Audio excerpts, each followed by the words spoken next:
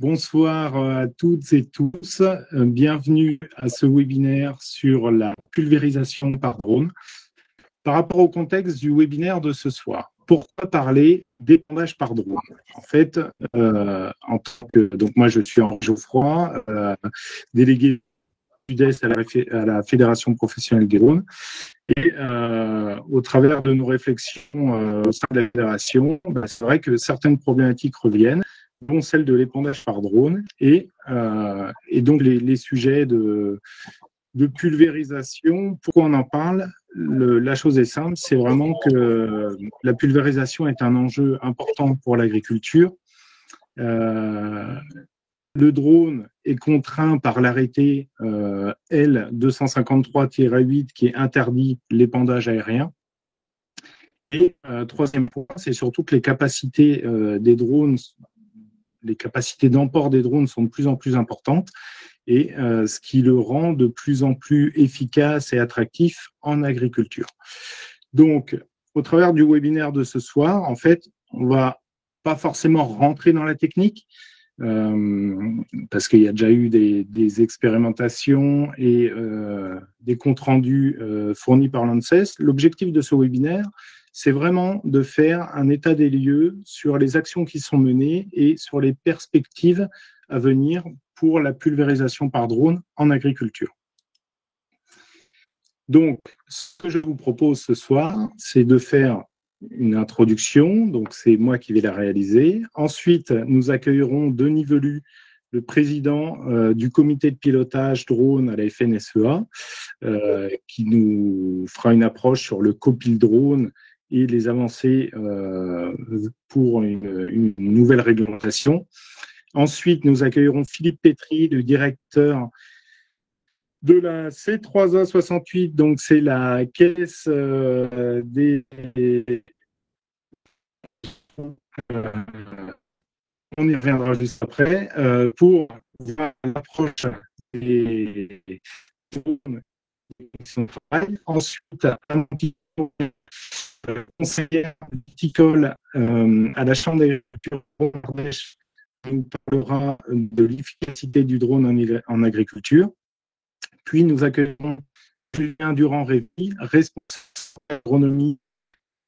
18h50, nous conclurons ce webinaire et répondrons aux questions si des questions s'y prêtent. Alors, démarrons par une brève introduction. Je voulais surtout vous parler au niveau de l'évolution des drones civils. Donc, la Fédération professionnelle du drone civil existe depuis 2013, date de sa création et surtout de la mise en place de la réglementation française qui a permis de structurer l'utilisation des drones civils entre autres, sur les diverses activités qu'on peut retrouver et en particularité l'agriculture. Il faut savoir que les drones utilisés en agriculture, on va retrouver deux principaux axes. Tout ce qui est drone basé sur l'imagerie pour faire de la télédétection en appui de l'imagerie satellite. Puis, à partir des années 2015, 2017, où on commence à voir des drones plus performants capables d'emporter des charges utiles à hauteur de plusieurs litres ou plusieurs kilos, a permis d'instaurer l'utilisation du drone dans la pulvérisation en agriculture. Alors, vu l'intérêt que peut apporter le drone sur les applications agricoles et en particulier, dans un premier temps, en viticulture et particulièrement sur les vignes à forte pente, en 2019, il y a eu une dérogation de mise en place sur une période de 3 années qui a permis de pouvoir pulvériser sur des vignes à plus de 30% de pente. L'objectif était surtout de cibler des parcelles qui étaient non mécanisables et donc de réduire l'exposition des opérateurs, le risque d'accident et la pénibilité au travail. Donc, nous reviendrons au travers des questions sur ces sujets. Et donc, le webinaire de ce soir va permettre de poser un certain nombre de questions à nos intervenants et d'avoir des réponses assez concrètes sur nos perspectives. Donc maintenant, je vous propose d'accueillir donc Denis Velu, qui est président du COPIL Drone à la FNSEA. Donc la FNSEA, c'est la Fédération nationale des syndicats d'exploitants agricoles. Et donc Denis, si vous voulez bien déjà présenter en quelques mots l'émission principale de la FNSEA et en particularité sur le sujet drone. Bonsoir à tous et à toutes et à tous. Merci d'avoir invité le représentant de la FNSEA à ce webinaire. Donc, la FNSEA, syndicat d'exploitants agricoles, hein, qui est là pour défendre la profession agricole dans son ensemble, alors toutes filières confondues, ce qui n'est pas toujours très simple, comme vous pouvez bien vous imaginer. Hein, quoi de commun entre un vigneron, un maraîcher, un éleveur, un ostréiculteur, bon. Mais tout le monde arrive à fonctionner et à se rassembler sur de grands thèmes. Voilà, pour faire simple. Donc, il y a toute une partie de défense juridique, une partie de défense transmission et exploitation, et puis de plus en plus de la technique. Au début, moi, j'étais plus technique et de plus en plus environnement et réglementation. Un passionné de technique, mais enfin bon, on fait de plus en plus de réglementaire. Donc moi, il y a plus de 10 ans, je m'étais soucié des traitements aériens par hélicoptère, puisque le vignoble champenois, nous avions quand même énormément d'hectares protégés comme ça. Avec l'arrêt, enfin, on nous promettait un arrêt, donc on a essayé de temporiser et de travailler plus efficacement avec les hélicoptères en expérimentant tout ce qui était réduction de dérive, en travaillant aussi avec les compagnies d'hélicoptères. Nous en avions 3 sur le territoire pour qu'elles ne passent pas toutes à 2 jours d'intervalle dans le même secteur et plutôt qu'elles se répartissent, qu'elles se partagent les secteurs. Ça, c'était déjà avec les problèmes de voisinage. Bon, comme vous le savez, le traitement aérien a été interdit par l'Europe et puis l'État français n'a pas trop bougé. Nous avions une période de sursis, on va dire ça comme ça, pendant 2 ans, mais avec la problématique d'avoir des produits pour mettre pour traiter. Alors ça, bon, j'ai vu qu'il y avait le représentant de Fitéis, donc il en parlera de façon plus objective que moi. Hein, voilà. Donc, alors pourquoi est-ce que la FNSEA s'est mis sur le dossier drone? Tout simplement, sur le principe, il y a un mot d'ordre chez nous, c'est pas d'interdiction sans solution. Quand on sait, enfin moi pour avoir des attaches en Suisse, que les Suisses l'utilisent sans trop de problèmes, même s'ils prennent des précautions, etc. Mais enfin, c'est quand même un moyen de protéger le vignoble pour les Suisses, quand même très important quand on connaît la vallée, les berges du Rhône, avec le vignoble du Lavaux, emblématique du Lavaux. Donc, le principe, c'était de dire, voilà, puisque en Suisse, ils y arrivent, et on doit arriver à trouver un moyen pour obtenir une dérogation pour faire de l'expérimentation. Donc, c'est ce qui a été rappelé. Hein. En 2019, on a eu cette dérogation. Il a fallu 1 an pour obtenir l'arrêté pour pouvoir la mettre en place, si bien qu'on a fait des essais sur le terrain 2021-2022, avec un arrêt prématuré, ça j'y reviendrai après. Le principe, c'est... Oui. Non, allez-y, Denis, je vais faire défiler les questions au fur et à mesure. Voilà. Donc, l'idée, c'est de protéger le vignoble, comme pour le traitement hélico, c'est dans les secteurs difficiles, tant au niveau des verts, des vignobles en terrasse aussi, je pense aux vignobles du nord de la vallée du Rhône et puis certains vignobles alsaciens. Problème aussi sur la portance des sols, quand vous avez des années très humides comme 2021 où vous ne pouvez pas passer avec des engins terrestres, le drone est quand même sacrément utile. Suite à des accidents climatiques, on sait d'expérience que derrière un incident climatique comme la grêle, il est important d'intervenir dans les 24 heures. Et souvent, qui dit orage de grêle dit déluge d'eau en même temps, donc impossibilité de pénétrer dans les parcelles. Donc, tous ces facteurs-là ont fait que pour protéger les vignobles et sauvegarder les récoltes, c'était important d'essayer de réintroduire les traitements aériens. Et puis, point non négligeable aussi, la santé des opérateurs. Parce que qui dit interdiction de traiter par voie aérienne, dit traitement terrestre et souvent traitement ad hodom, hein, dans certains secteurs, ou derrière un chenillard. Ce qui fait que l'opérateur avale quand même est en contact direct avec pas mal de produits, avec les produits de protection des végétaux et même s'il y a des équipements de protection, c'est pas efficace à 100%. Et puis j'imagine que dans certaines situations, les EPI restent un petit peu sur le côté malheureusement.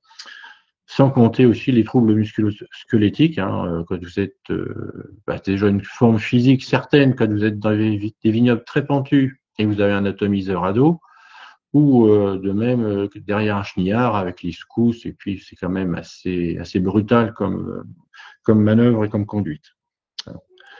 Donc tout ça, ça nous a encouragés à nous repositionner et à demander justement cette dérogation pour pouvoir expérimenter. Voilà la position de la FNSEA. Alors pour la vigne, on a avec les territoires d'outre-mer, on sait qu'au niveau des bananeraies, c'est très très important aussi, puisque après ça, en traitement pour les bananes, c'était du traitement terrestre, mais on repart le dessous, donc une catastrophe pour les applicateurs. Et puis traitement, même si on n'en a pas beaucoup en métropole, dans les rizières. Voilà. Alors Denis, pouvez-vous nous parler des rôles de la FNSEA dans les démarches préalablement initiées? Je pense entre autres détailler un petit peu les projets de loi, aussi le COPIL et parler quelques mots du Corina. Oui, alors les projets de loi, c'est-à-dire il a déjà fallu faire passer une loi pour avoir la dérogation, et ça, il a fallu un certain temps aussi pour avoir le décret qui nous permette d'appliquer cette loi. Hein, comme à chaque fois, il faut un certain délai, et là, il a fallu un an. Le Corina, donc, c'est un comité qui a été mis en place à l'instigation de la FNSEA pour dire que certaines réglementations étaient inapplicables en la matière et qu'il fallait une concertation entre les différents ministères, principalement agriculture et environnement, pour quelquefois moduler la réglementation et la rendre applicable, hein, et ne pas laisser l'agriculture dans une impasse. Et puis donc le COPIL repris en cours il y a 2 ans, là, pendant le Covid, un collègue qui s'en occupait, qui est parti à la retraite, donc qui n'avait plus de responsabilité syndicale. Donc j'ai repris le dossier, le connaissant un petit peu, comme je vous l'ai dit, par l'intermédiaire des traitements hélico. Donc le COPIL, l'idée c'est de mettre autour de la table tous les acteurs, donc évidemment les applicateurs, les pilotes de drones, la DGAC, le ministère de l'Agriculture, toutes ses composantes, et le ministère de l'Environnement.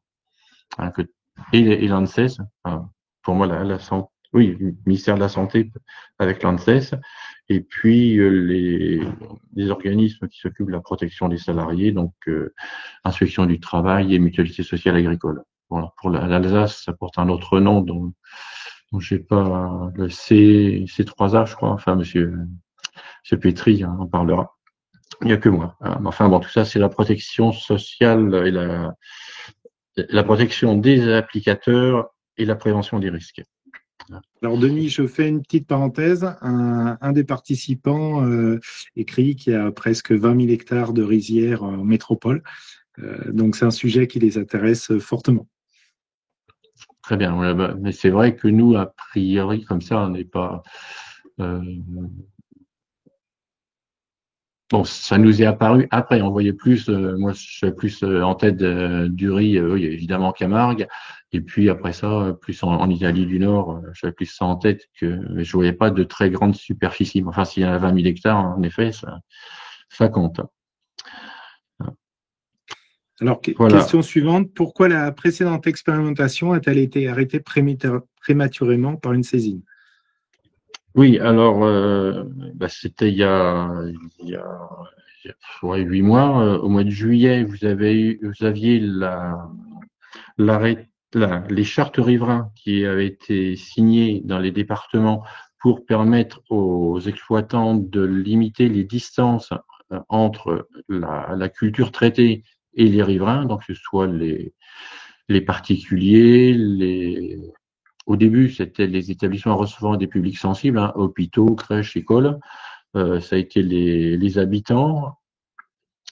Euh, il y avait donc des mesures de prise transversales qui limitaient à 5 mètres pour les cultures basses et 10 mètres pour les cultures hautes, dans la mesure où on avait une charte de signer au niveau départemental engageant les exploitants agricoles à certaines mesures. Ah, donc je rappelle, tout bêtement déjà, chaque exploitant agricole doit être titulaire d'un certificat, donc un permis d'épandage de produits phyto, hein, donc qui doit renouveler tous les 3 ans maintenant.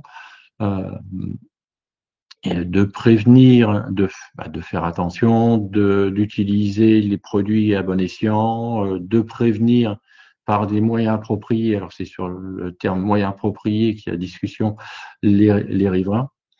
Et donc ces chartes ont été contestées par des associations, par des ONG, et le Conseil d'État a annulé les chartes. Donc au mois de juillet. Alors, si en grande culture, c'était pas trop un problème puisque les 3 quarts des récoltes sont faites ou qu'il n'y a plus de protection à faire. Par contre, pour la vigne et pour notre expérimentation drone, c'était important puisqu'il y avait encore au moins 2 passages de drone à faire avec surtout les mesures de dérive et de travaux sur l'impact sur les riverains. Et ça n'a pas pu être conduit à son terme, ce qui fait que l'ANSES a rendu son rapport, mais en laissant en point de suspension. Enfin, je ne sais pas s'il y a quelqu'un de l'ANSES qui pourra me reprendre. On en a parlé vendredi, il y a la semaine dernière, enfin il y a 10 jours maintenant. Euh, L'ANSES a laissé en pointillé cette partie. Il lui manque des données pour qualifier le traitement par drone pour l'impact sur les riverains. Et c'est, je dirais, à ma connaissance, le seul point d'ombre sur ce dossier, quoi. Puisque au niveau de la végétation, sur la protection de l'applicateur, là, il y a pas photo, hein, c'est calé. Alors, mais voilà, il nous reste un point à éclaircir et à finaliser, c'est la dérive et l'impact sur les riverains. Alors, Denis Velu, il y a la grande question arrive. Y a-t-il une perspective pour 2023? Si oui, quelles échéances? Et si c'est pour les années précédentes, voilà, pouvez-vous nous éclairer? Est-ce que ce sera une expérimentation ou une dérogation? Comment voyez-vous les choses?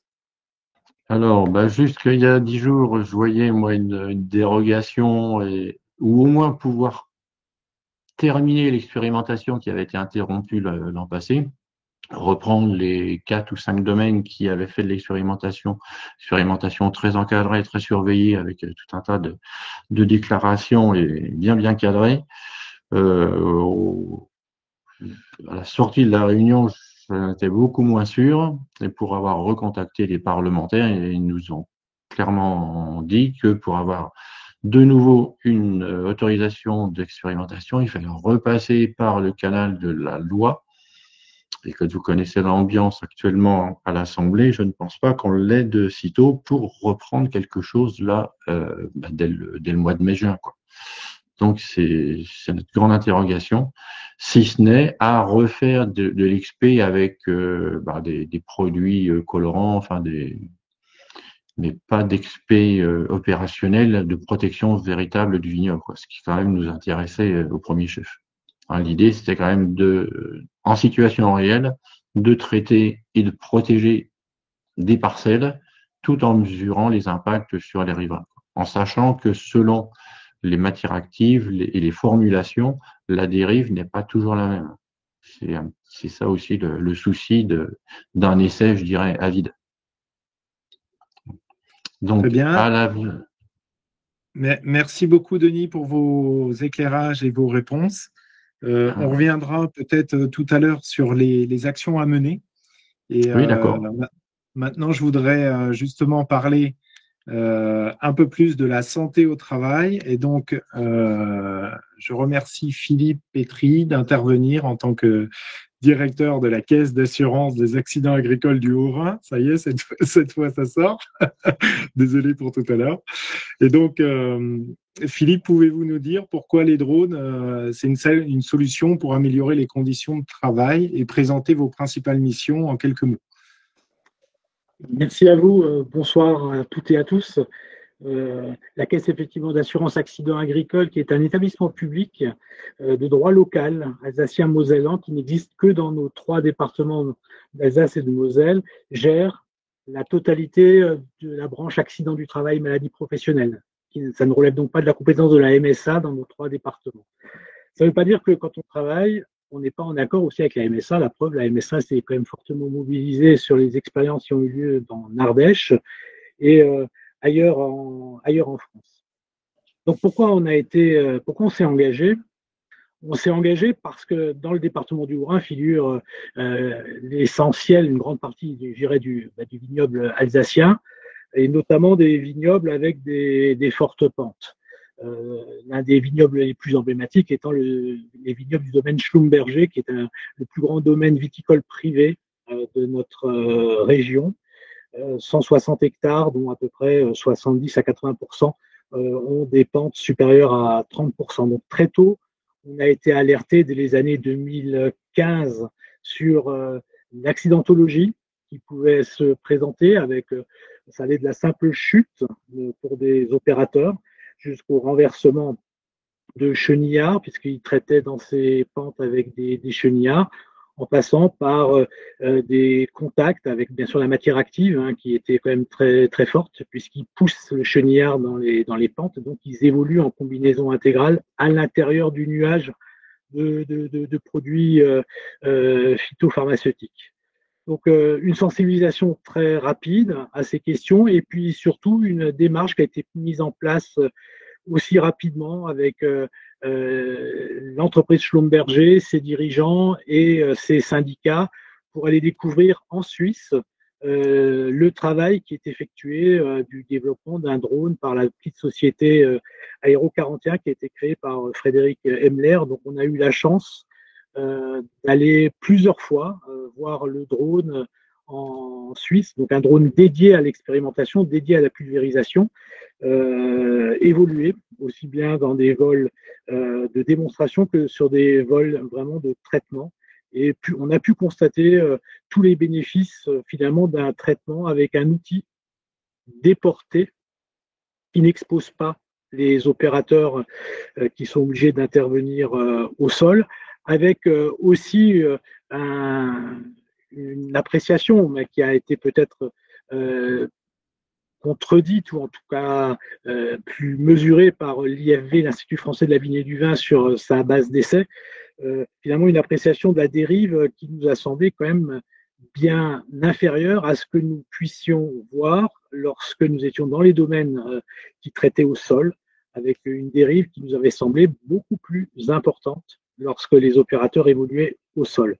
Donc, partant de là, partant de ce constat, il a fallu effectivement se mobiliser auprès de nos politiques. Donc, on a commencé assez tôt à essayer de mobiliser nos parlementaires alsaciens pour qu'ils puissent motiver ou en tout cas évoquer la question avec d'autres parlementaires d'autres régions viticoles de France pour pouvoir profiter, je dirais, de la première loi agricole qui pouvait se présenter pour introduire ce droit à l'expérimentation. Ça a été le cas effectivement avec la loi Egalim d'octobre 2018. Et comme l'a dit le représentant de la FNSEA, il a fallu attendre presque un an avant que le gouvernement sorte l'arrêté interministériel pour préciser les modalités, les conditions de cette expérimentation. Donc cette expérimentation, elle a été finalement assez difficile à engager. D'abord, une année de retard sur la publication du décret. Il a fallu produire dans l'arrêté un certain nombre de pièces qui étaient quand même assez difficiles à rassembler. Néanmoins, toutes ces questions qui ont été évoquées notamment lors du dernier COPIT qui s'est tenu il y a une dizaine de jours. On avait déjà trouvé réponse. Par exemple, il avait été question il y a 10 jours, mais quelles étaient les surfaces de pente supérieures à 30% dans nos régions viticoles. En Alsace, on a 400 hectares de surface supérieure à 30%. Je pense que il est assez facile d'avoir ces données chiffrées. Chez nous, c'est la direction départementale des territoires qui a fourni ces cartes, donc un service de l'État qui a fourni ces cartes, et c'était des cartes qui étaient très intéressantes et qui ont été intégrées au dossier que nous avons fait remonter. Nous avons aussi eu des complications avec la Direction générale de l'aviation civile qui tenait à tout prix à ce que ce drone soit équipé d'un coupe-circuit indépendant, ce qui n'était pas le cas du drone suisse, puisque chez eux, ils n'ont pas cette obligation, donc il a fallu trouver un coupe-circuit et en faire équiper le drone suisse, ce qui a été fait. Et malheureusement, quand on a enfin pu passer à l'action, c'était en 2021, une année que tout le monde a en mémoire pour sa pluviométrie très très importante, qui a rendu finalement l'expérimentation très compliquée.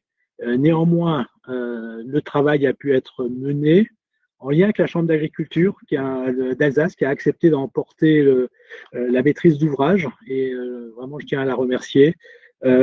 En lien également avec d'autres partenaires financeurs comme l'interprofession des vins d'Alsace, la MSA, la Caisse centrale MSA, qui a accepté de cofinancer aussi un projet d'expérimentation dont on parle finalement rarement au niveau du coût, mais c'est quand même des coûts supérieurs à 80 000 euros. Donc, quand on entend les gens des ministères ou l'ANSES évoquer des compléments, etc., sans jamais évoquer la question des moyens qu'ils veulent bien y mettre pour pouvoir approfondir les expérimentations.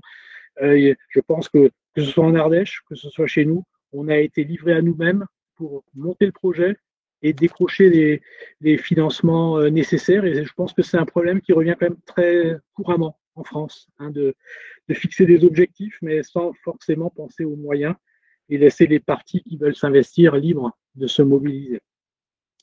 Donc l'expérience a finalement pu avoir lieu, malheureusement sur une saison, et non pas les 3 saisons espérées. Et nous avons pu mener effectivement une approche comparative d'exposition des personnes, des opérateurs, lorsqu'ils traitent dans ces vignobles de forte pente par un chenillard ou par un drone. Donc approche comparative sur tous les stades, depuis la préparation de la bouillie jusqu'au nettoyage du matériel, en passant bien sûr par le transport des matériels dans les parcelles, en passant par le traitement, la phase la plus importante en termes d'exposition au risque. Et il en est clairement ressorti des avantages indéniables pour la sécurité, la santé de tous les opérateurs qui travaillent avec un drone plutôt qu'avec des moyens terrestres habituels. Donc, on regrette aujourd'hui la position de l'ANSES qui finalement semble mésestimer, c'est un peu le sentiment qu'on a, tous les bénéfices de l'outil par rapport à la santé, à la sécurité des opérateurs. Et quand on parle santé et sécurité, on ne parle pas que d'accidents, de chutes, de renversements de chenillards, de choses comme ça. On parle aussi de risques psychosociaux parce que dans les domaines en forte pente, il est de plus en plus difficile aussi de trouver des opérateurs qui sont prêts à s'équiper au printemps par des températures souvent déjà très élevées, dans des combinaisons intégrales pour aller évoluer à pied avec de tels équipements. Donc, il y a des risques psychosociaux qui peuvent exister, qui sont malheureusement mésestimés, là encore, et on ne parle pas effectivement de la pénibilité du travail qui consiste à évoluer avec des matériels souvent lourds dans ces parcelles-là. Et pourtant, ces parcelles, ça aussi, on n'en parle jamais, mais ces parcelles à très forte pente, dans tous nos vignobles, pas simplement en Alsace, produisent souvent des vins d'exception. Donc, parfois, on se demande si cette valeur ajoutée sur certains produits, on en tient bien compte également. C'est-à-dire avec une interdiction des drones, que demain, ces vignobles doivent s'enfricher, doivent être abandonnés. C'est, je pense, une partie de notre patrimoine, de nos savoir-faire qui serait également menacée. Et là encore, on est sur un argument qui est, de mon point de vue, n'est pas suffisamment mis en avant à ce stade. Donc, voilà. Merci Philippe Pétry. Donc, on aura compris que vous êtes en faveur de la généralisation du drone sur les exploitations par rapport à tous les bienfaits qu'il peut apporter du point de vue santé au travail. Juste un point peut-être. Oui. Je ne veux pas me prononcer sur les bénéfices du drone ailleurs que dans les secteurs en forte pente. Ce qui est certain, c'est que partout où il y a de la pente, partout les conditions d'accès sont compliquées, le drone est un outil qu'il conviendrait de proposer à nos exploitants agricoles, viticoles, parce qu'ils doivent avoir le choix, que ce soit pour intervenir de manière aérienne ou de manière au sol. Un dernier mot aussi, en Suisse, le traitement par drone est un traitement au sol. Il est considéré comme un traitement au sol. Ça veut dire que l'accès aux produits phytosanitaires en Suisse est complet. Alors qu'on a eu le débat au comité de pilotage sur la restriction des produits qui ne sont pas labellisés pour être répandus par voie aérienne. Les Suisses, ils ont franchi le pas. Voilà, depuis très longtemps. Tout à fait. Merci beaucoup, Philippe Pétry. Maintenant, voyons les aspects un peu plus techniques, agri-agro. Alors, nous accueillons Amandine Foria, conseillère viticulture à la Chambre d'agriculture Drôme-Ardèche. Bonsoir, Amandine. Pouvez-vous nous présenter les missions de la Chambre d'agriculture, s'il vous plaît? Donc, bonsoir à tous, je suis Amandine Foria, je travaille pour la Chambre d'agriculture de l'Ardèche. Et effectivement, durant ces 2 dernières années, donc 2021 et 2022, on était en charge avec ma collègue Sophie Buléon de suivre ces fameux essais, notamment sur l'efficacité biologique d'une part pour la vigne, et on était en collaboration justement avec la MSA sur toute la partie santé et exposition des opérateurs. Du coup, je vais être assez synthétique parce que Denis et Philippe ont déjà pas mal dit de choses sur l'expé et puis comment ça a pu se passer.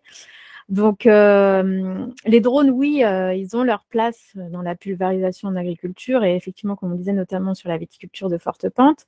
D'une part, comme on l'a vu à travers tout ce qu'a dit Philippe, par rapport à tout ce qui est santé des opérateurs, les risques physiques, comme on expliquait, tout ce qui est fatigue du corps, mais aussi accident, et tout ce qui est exposition, justement, la MSA avait montré par des analyses qu'on avait 100 fois moins d'exposition aux produits avec un droniste qu'en applicateur à dos. Et ils avaient fait aussi toute une étude sur la cardiofréquence-métrie et la récupération des applicateurs. Et du coup, les objectifs, on va dire, en termes d'efficacité biologique, nous, dans notre secteur, alors c'est peut-être pas dans tous les vignobles comme ça, mais en tout cas chez nous, avec le mode de conduite qu'on a aujourd'hui, on avait des efficacités biologiques identiques, que ce soit d'un pulvérisateur à dos comparé à une pulvérisation par drone.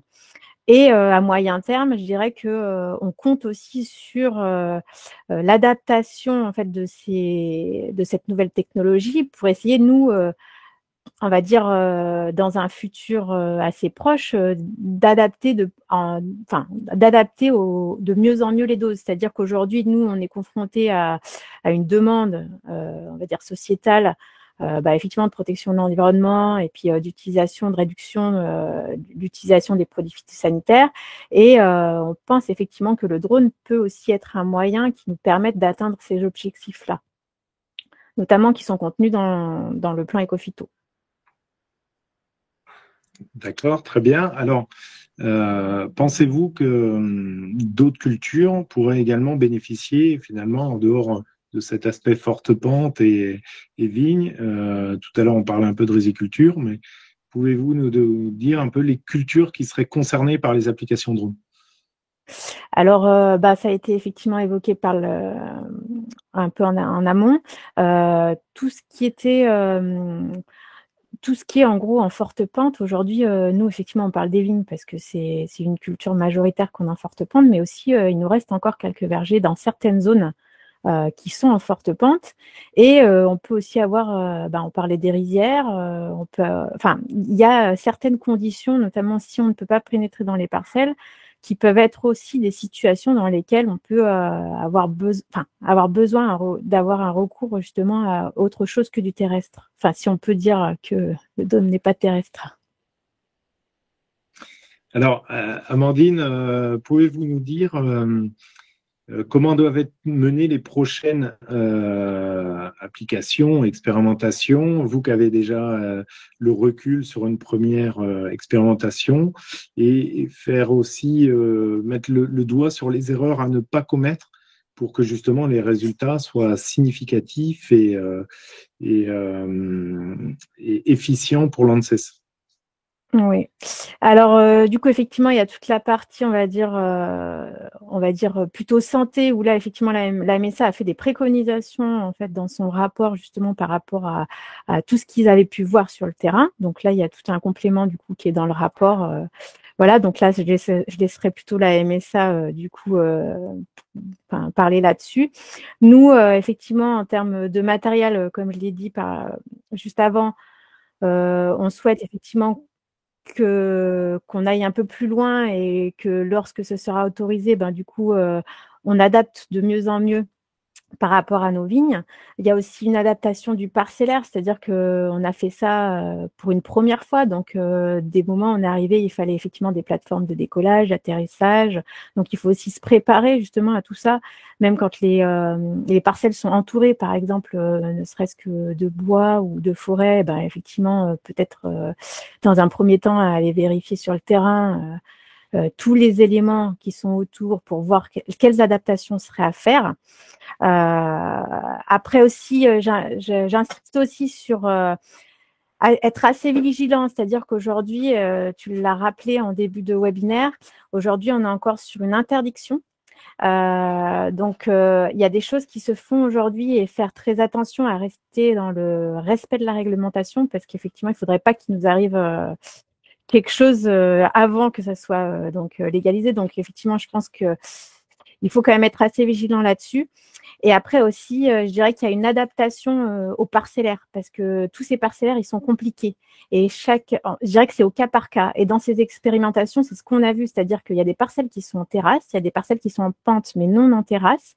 Et des fois, il y a des méthodes de pilotage qui peuvent être différentes. Donc, je dirais qu'effectivement, il faut se préparer à... on ne peut pas arriver en n'ayant jamais vu la parcelle et à se dire on va mener le chantier. Voilà, c'est des choses qui se préparent. Alors, je ne sais pas comment se passent vos autres chantiers par le passé, mais effectivement, là, on est vraiment sur du cas par cas parce qu'on n'a pas une parcelle qui ressemble à une autre. Voilà. Et je dirais que après, tout le reste, c'est plutôt effectivement de la santé et de la sécurité qui seront à mettre en œuvre. Merci beaucoup, Amandine, pour ces éléments techniques. On a pas mal de remarques de participants. N'hésitez pas à poser vos questions sur le chat. On y reviendra plutôt à la fin du webinaire. Et de cette manière, on aura un temps d'échange sur ces sujets. Maintenant, passons justement sur cet aspect phytopharmaceutique et application de produits qui aujourd'hui n'est pas possible. Et accueillons Julien Durand-Réville, qui est responsable santé et agronomie chez Phytéis, donc qui est l'association professionnelle des entreprises fournisseuses de produits phytopharmaceutiques. Julien, pouvez-vous nous dire en 2 mots quelles sont vos missions ? Et après, vous répondrez aux différentes questions. Bonsoir à toutes et à tous. Donc, je suis Julien Durand-Réville. Je m'occupe des sujets santé-prévention, mais récemment également des sujets d'agronomie digitale qui, pour nous, recouvrent les outils de protection des plantes agricoles sur la partie détection, outils d'aide à la décision, et puis agriculture de précision, incluant notamment la robotique et donc les drones. Le sujet, effectivement, est assez bloqué au niveau national et nous essayons à notre niveau aussi d'essayer d'y travailler. Je vais vous en dire quelques mots autour des petites questions que vous aviez préparées. Voilà. Alors, Julien, j'en profite pour rebondir sur des commentaires de participants, dont un participant qui est basé en Hongrie, dans ce cas de figure, depuis 2022, ils peuvent faire des applications par drone et du coup, ce nouvel outil se développe à grande échelle. Donc, pouvez-vous nous donner quelques éléments, justement, au niveau européen, voire international, de comment évolue l'utilisation du drone sur cet aspect pulvérisation? Alors, j'avoue être plutôt spécialisé sur l'Europe et un peu moins sur l'international. Donc, je vais faire une demi-réponse si vous l'acceptez, plutôt sur le volet européen. En France, on en a un peu parlé, les expérimentations. D'autres expérimentations sont assez avancées. En Grèce notamment, j'ai appris que les autorités espagnoles venaient de lancer un projet d'expérimentation également qui s'appelle Phytodrone. On a le cas de la Suisse sur lequel je reviendrai un petit peu plus tard. Et puis, comme vous le dites, un certain nombre de pays commencent à réfléchir de manière plus ou moins avancée sur l'autorisation ou la spécificité liée au drone vis-à-vis de la pulvérisation au sens large. Et en fait, un des points clés est l'acceptation réglementaire de un drone est-il un pulvérisateur comme un autre, ou bien, comme en France et dans le cadre européen jusqu'à présent, est-il considéré comme une pulvérisation par aéronef, qui était avant les avions et les hélicoptères. Et en fait, le point réglementaire, il se trouve notamment à ce niveau-là. Au niveau de l'association professionnelle, donc moi je travaille pour FITEIS, donc qui est l'association nationale. Je suis en lien avec mes collègues de CropLife Europe. On parlera peut-être sur quelles actions on peut mener. Et puis vous dire que mon association grand-mère, donc au-dessus de l'Europe, CropLife International, s'est missionné sur le sujet et a vocation à générer des données réglementaires, donc pour pouvoir répondre aux agences en Europe, mais dans les autres zones du monde également, pour pouvoir générer un jeu de données au niveau international autour de la pulvérisation par drone. Clairement, comme malheureusement beaucoup de sujets, et je pense que le collègue de la FNSEA en a bien conscience, les cadres réglementaires étant complexes, et encore plus en France et en Europe, c'est des développements qui vont plutôt dans d'autres régions du monde et qui vont sans doute s'accélérer beaucoup plus vite, malheureusement, dans d'autres régions du monde, peut-être un peu plus vite en Europe et en France, c'est souvent encore plus complexe. Alors, au niveau des différents types de produits qui existent, est-ce que tous les produits peuvent être applicables par drone? Alors après, c'est de la pulvérisation, donc des substances actives qui peuvent être diluées dans l'eau peuvent être appliquées par drone, ça c'est certain. On a un autre cas, donc qui est pas dans le règlement européen de protection des plantes, mais c'est le cas des macro-organismes qui là qui peuvent être appliqués par drone. En fait, c'est pas appliqué, c'est lâché. Donc il y a une possibilité d'utilisation de drones pour lâcher, par exemple, des insectes qui vont pondre dans d'autres insectes ou en tout cas des mécanismes biologiques. On a aussi cette possibilité-là qui est différente en termes réglementaires. Donc ça, c'est intéressant, mais c'est vrai qu'en termes de volume, c'est pas la même chose. Et donc oui, nous, c'est des sujets qui nous intéressent. On l'a dit et redit. Pour la protection des utilisateurs, notamment vignes en pente, territoire en pente au sens large. On a cité aussi la bananeraie, qui sont des cas où l'arrêt des traitements par aéronef a montré quand même plus de danger qu'autre chose. Peut-être revenons rapidement sur le cadre national. On est quand même dans une situation où je suis bien placé pour le savoir. Les produits phyto, c'est quand même un objet politique assez complexe, beaucoup d'ONG présentes sur le sujet et qui expliquent sans doute en partie la frilosité, soit des ministères, soit des agences réglementaires, pour autoriser quelque chose en France, vis-à-vis par exemple de la Hongrie, comme vous avez pu le citer, ou le cas de la Suisse. Je ne sais plus quel collègue l'a évoqué. La Suisse, elle, suit une réglementation dans lequel schématiquement, elle considère qu'une pulvérisation par drone, c'est la même chose qu'une pulvérisation terrestre. Et donc, rapidement, l'ensemble du cadre existant peut être transposé sur les drones et donc faciliter l'usage des drones au sens large. Donc, nos objectifs, je les ai un petit peu cités. Tout à Vous fait. l'avez compris, Donc, par rapport à la France, une des pistes qui nous semble quand même intéressante, ou en tout cas importante, c'est le volet européen. Et c'est à ce titre que dans le cadre de mon association professionnelle CropLife Europe, en partenariat avec les équivalents de la FNSEA au niveau européen, les gens du machinisme, de la robotique, etc., on essaie d'influer au niveau européen. Dans pas mal de sujets, la France va avoir des difficultés à être en avant dans ces discussions. Par contre, si on arrive à faire bouger les lignes au niveau européen, il y aura plus de facilité pour que la France s'aligne sur sur ce type de dispositif, même si, comme vous l'imaginez, pour l'agriculture française, les entreprises françaises, on arrive un peu après la bataille sur un certain nombre de situations. Ça, c'est vraiment important. Pourquoi, et j'en arrive à la quatrième question, c'est que aujourd'hui, en France notamment, mais dans pas mal d'autres pays européens, aujourd'hui, le drone, il est considéré comme aéronef.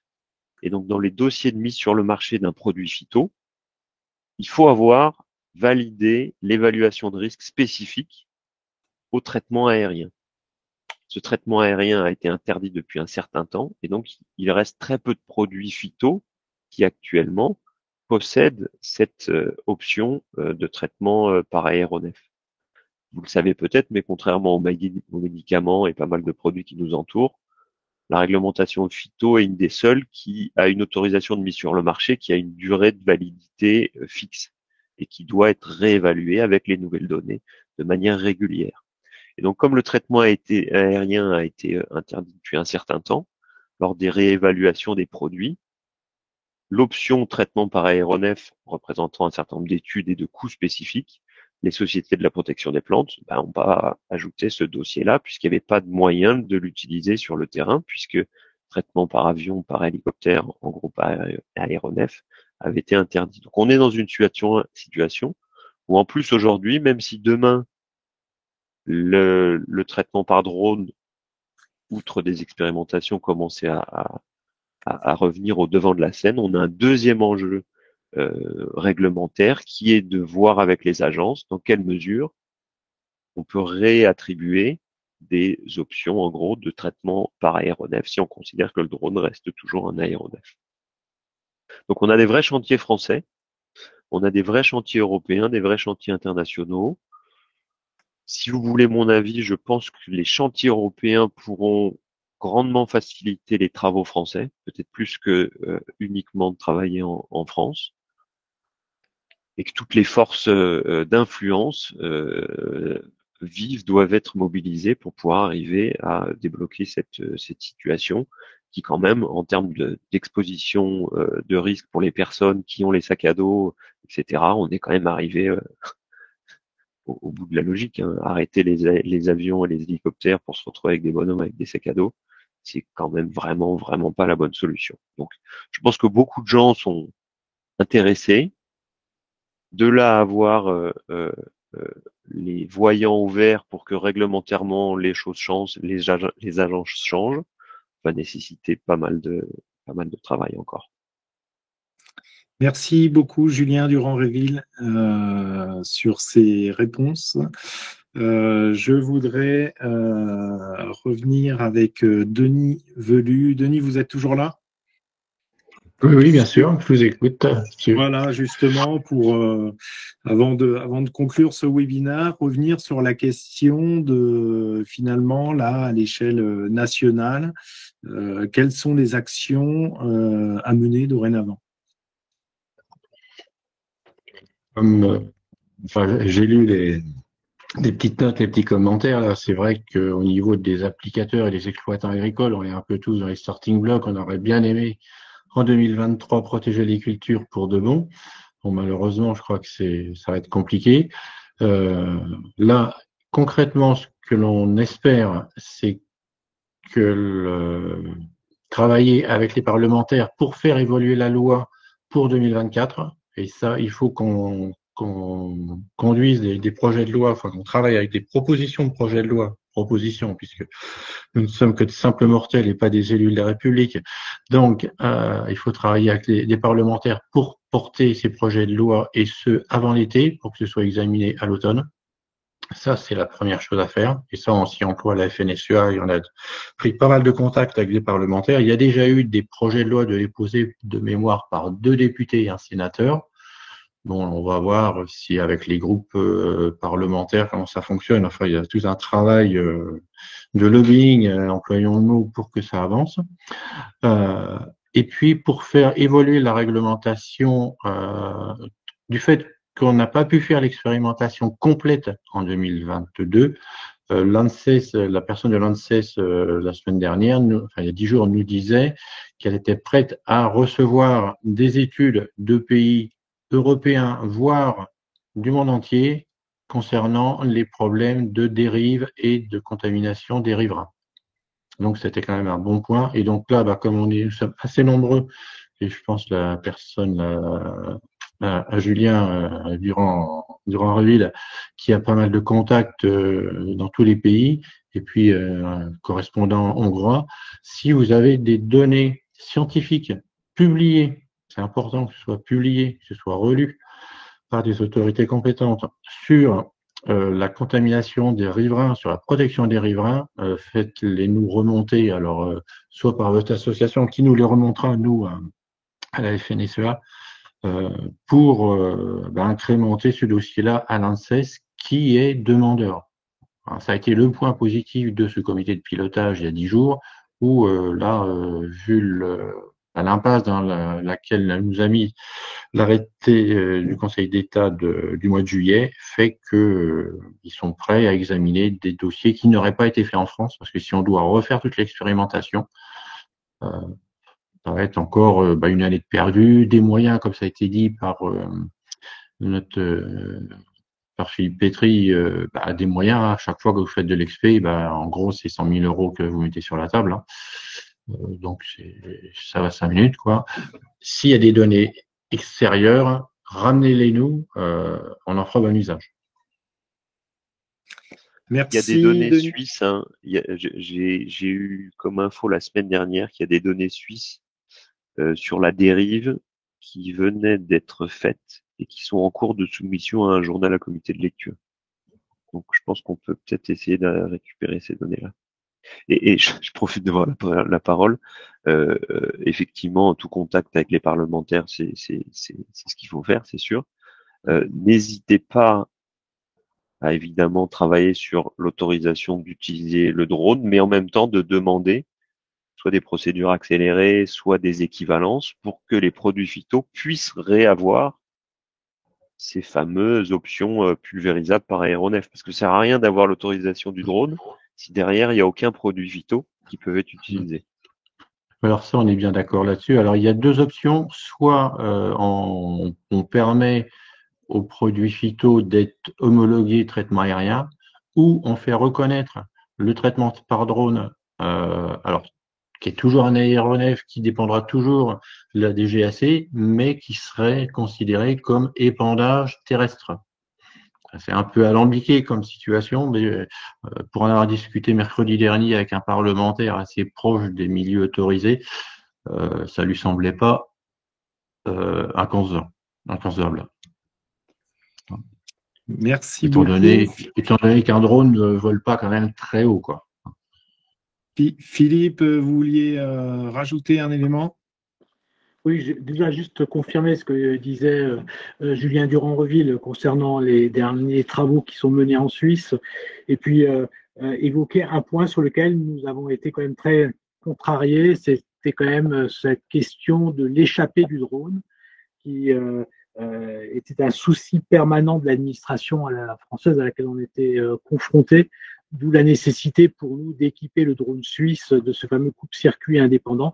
C'est quelque chose qui leur fait effectivement très peur s'agissant de drones qui sont quand même d'une certaine masse. Le drone suisse fait 42 kilos en vol, donc les risques d'échapper, quelque chose qui leur fait effectivement très peur. Donc peut-être ne négligeons pas cette approche-là de la maîtrise de l'échappée.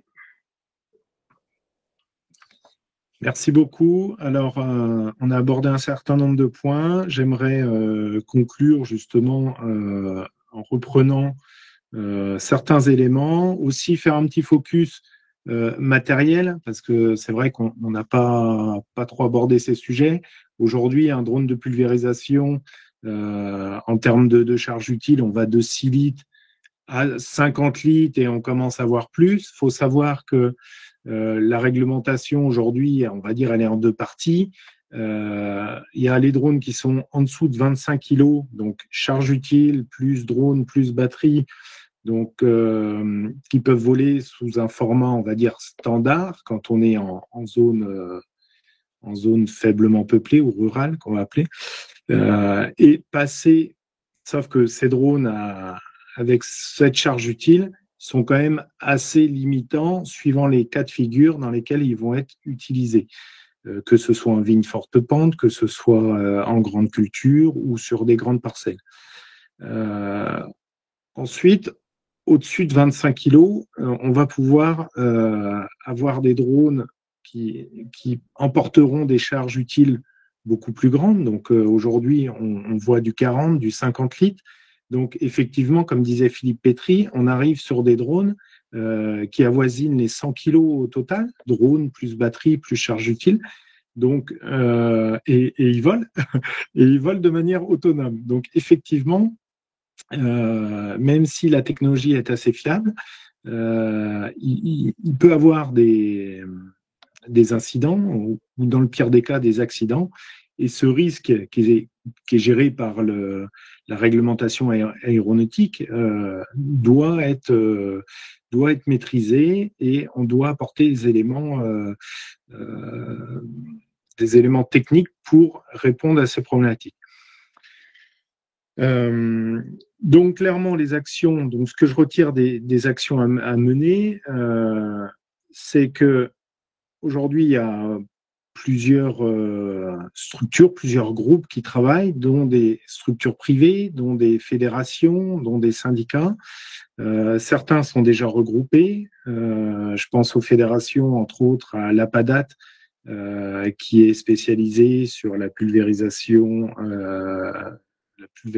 par drone, avec qui on travaille conjointement justement sur la recherche documentaire. Donc on est ensemble, on fait partie du comité de pilotage drone avec les différents intervenants de ce soir. Tous ceux qui ont des idées, qui veulent faire avancer la filière, n'hésitez pas à revenir vers nous au travers des fédérations, parce que c'est aussi un moyen de centraliser toute l'information, de la synthétiser aussi, d'avoir accès en tant qu'interlocuteur privilégié des autorités pour mettre en place des projets de loi ou des améliorations de la réglementation, que ce soit avec la DESAC, pour faciliter la mise en œuvre de ces drones et la maintenir en toute sécurité. Et donc, les prochaines étapes vont être décisives. Vous avez bien compris que l'enjeu en agriculture est énorme, que ce soit pour la santé humaine, que ce soit pour l'intérêt biologique et pour les réponses aux différentes problématiques de ressources humaines aussi gérées par les exploitations agricoles. Donc, il faut absolument qu'on se mobilise et je suis convaincu qu'on trouvera une issue favorable à l'utilisation de cette nouvelle technologie en agriculture qui finalement est ni terrestre ni aérienne. Donc, c'est là où justement on doit la positionner à sa place pour qu'elle puisse répondre aux enjeux de l'agriculture de demain. Merci à nos intervenants. Merci aux participants de vous intéresser à la filière drone et d'apporter votre soutien.